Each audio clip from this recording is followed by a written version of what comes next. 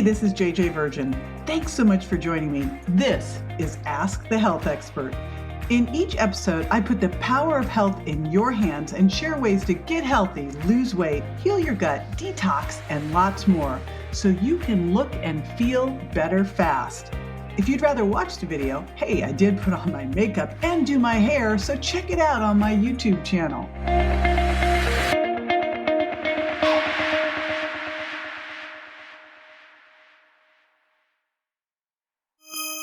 Keto's all the rage these days, and you want to know why?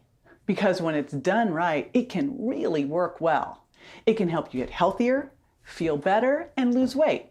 But to get the most out of it, you have to make sure you're doing it right, and that means you have to avoid the 3 most common mistakes I see people make. My videos are all about the things you can do to get and stay healthy and heal your metabolism, which is the first step in losing weight. So if you want more like this, click like and subscribe. So keto is a popular diet approach and it can do so much for your health and weight, but it's really easy to fall in the trap of the 3 common mistakes that will work against you, be bad for your health, and could even make you gain weight. Avoiding these landmines is easy if you know what to look out for. First, a quick history lesson. Everyone keeps talking about keto as if it just happened, but keto isn't exactly new. Keto as we know it has been around since the 1920s when it was first used as a way to help people with epileptic seizures. Now the word is out for what it can do for your health and your weight. Now keto, and especially the way we're going to be talking about cycling keto, which I'll explain in a little bit, is really for everyone unless you're pregnant or lactating. When you're eating keto, you're eating lots of healthy fats, a good amount of protein, but very, very low carbs. The idea is that it helps you empty the sugar reserves in your body so that your body can't use those as fuel. So instead, you break down fat and get into a state called ketosis, where you can use fat and ketones for energy. That's when you start to lose weight and, more importantly, reduce inflammation. But the key is that you have to be able to shift from being a sugar burner to being a fat burner. And that's one of the things we're going to talk about. Now, there are a lot of other reasons other than weight loss to go keto. It helps you reduce your appetite. It helps you sleep better. It helps you increase your energy. It helps your brain heal. By the way, this is one of the things I used with my son when he had a traumatic brain injury, and it can lower your blood pressure and cholesterol. It's also great for controlling your blood sugar. Now, for the record, I am not talking about dirty keto. Dirty keto is code for letting in those cheap, highly processed foods, like the little pork rinds and diet sodas. We're talking clean keto here. That's the only way to go. And I know it can be hard to stick to, but if you're putting in the work, you obviously want to make sure you're getting the most out of it. So let's make sure you don't fall into these 3 super common mistakes. Ready? Mistake number 1. The first mistake is that, yes, you're eating healthy, but you're giving yourself a hall pass and you're just eating too much. You know the truth. Too much healthy food, it's unhealthy. Just because you've swapped your mountain of pasta for some sirloin tips and asparagus doesn't mean that you're eating air. You don't just get a pass for a bigger plate. Portion size is still going to matter. Now, I'm sorry to rain on the parade, but there are some truths that we just can't deny here. And one of them is that you eat more than you need to burn for energy. Those extra calories gotta go somewhere.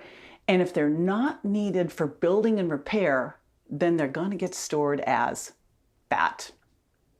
Besides that, when you're doing keto, you're likely to be leaning heavy on animal protein. So try to mix up your sources of protein and don't always go for the red meat. Now, I love bacon like the rest of us, but it shouldn't be the star of your keto show. I want you to think some wild fish, get some pastured pork and chicken, grass-fed lamb. There's lots of variety that you can work in here. And if you're working on eating more plant-based foods, then some nuts and seeds and my plant-based protein powders are great here too. So again, even if you're eating healthy, the mantra is too much healthy food, i.e. overeating, is unhealthy. Got it? All right. Now, overeating can also be really hard on your digestive system and mess up your sleep quality by lowering your deep sleep. The good news is keto done right also lowers your appetite. So overeating really shouldn't be an issue.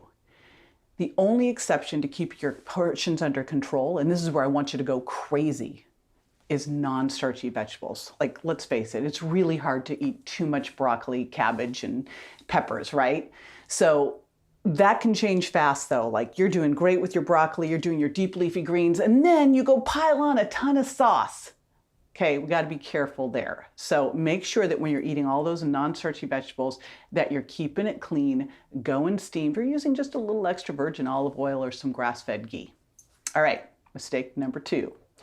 So the second mistake people on keto make is staying on keto all the time and not cycling. You want to teach your body to run like a hybrid car where it can easily switch from burning carbs to burning fat to burning ketones for fuel. If you stick in ketosis all the time, you downshift your body's ability to use carbs for fuel. Now, cycling prevents that from happening and means you can add in slightly higher carb days, which can be great for your higher intensity workout days. You can cycle in and out of keto for a few days or a few weeks. It really just depends on your goals and how you feel. Now, you may find that it works great for you to do a week on and a week off, or you might find it feels best right on the edge of ketosis where you're eating low carb, but not super low carb like true ketosis requires. And can we be honest here? That's kind of a relief, isn't it? Because when you're staying strict with keto, you practically hit your carb limit with too many carrots.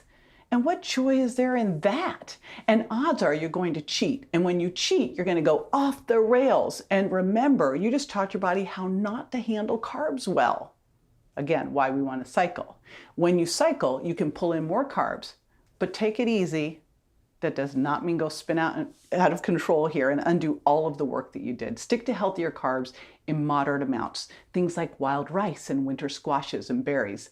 Or, my favorite, I take a barely ripe green banana, I freeze them like that and put half of that into my smoothie in the mornings.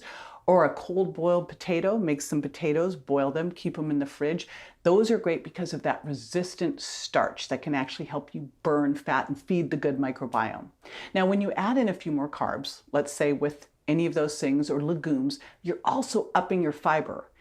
And that's one of the challenges on keto. Usually on keto, fiber can be a little bit low. And getting more fiber is great for your digestion, your appetite, and most importantly, your gut microbiome.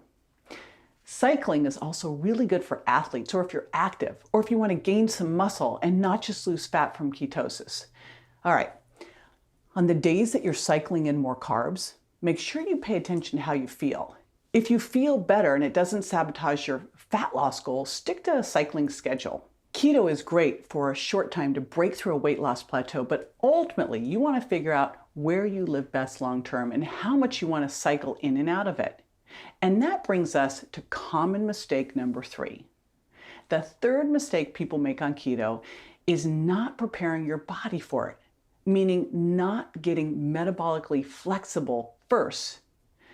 Keto is working when you burn fat and ketones for fuel instead of sugar. If you want your body to dip into your fat for fuel, you have to shift away from burning sugar as your primary fuel source. Now, burning fat helps your energy and your appetite too, as well as helps you lose weight. What's cool is when you are a fat burner, you've made that shift from burning sugar as your primary fuel to being able to burn fat as well. You can easily go 4 to 6 hours between meals and you don't get hit with the crazy cravings. You also can lose fat pretty easily, especially off your waist, and you'll just have more steady, sustained energy all day long.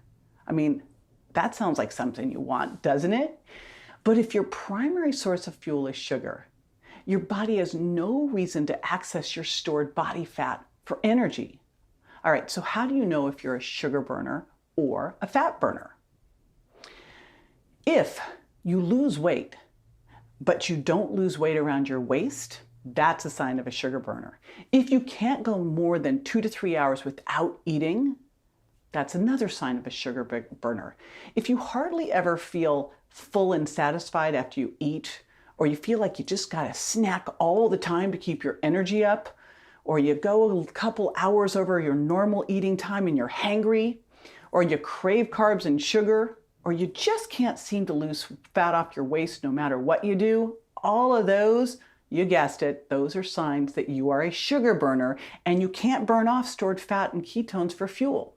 Now, if you want to be sure, take my quiz at jjvirgin.com/sugar quiz. I'll put it in the links below.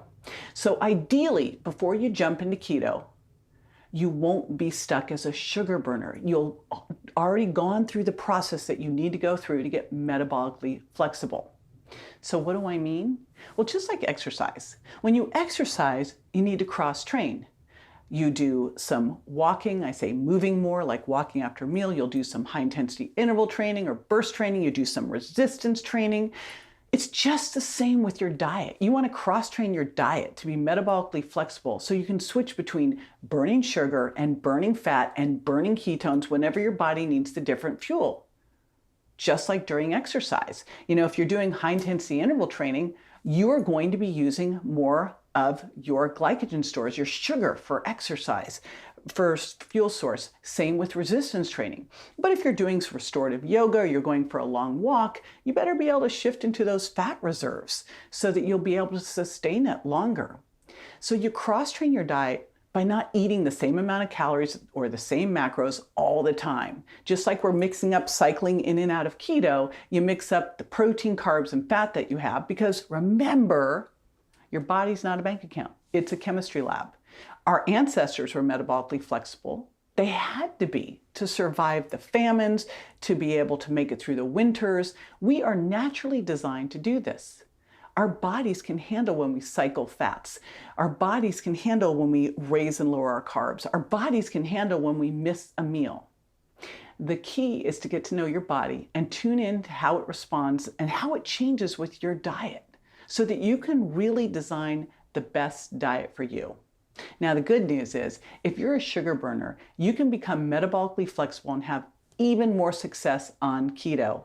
And I talk a lot about this in my Sugar Impact Diet book. But don't try to fix it by cutting out the sugar and carbs cold turkey. That's one of the things I talk about as like the biggest mistake people do when they try to get rid of their sugar cravings. If you do that and you try to force your body to use fat when it's not ready to yet, it can only lead to cravings and withdrawal, and by the way, set you up to fail. That gets you into that whole yo-yo dieting cycle, which makes me crazy. On my watch, there's no more dieting as a hobby, right? I promise you're going to feel lousy if you try that. You're going to crater your energy. You're going to have brain fog and basically feel like you're starving because really you are. And then you're going to cave. And you know what you're going to do? You're going to crawl right back over to the sugar.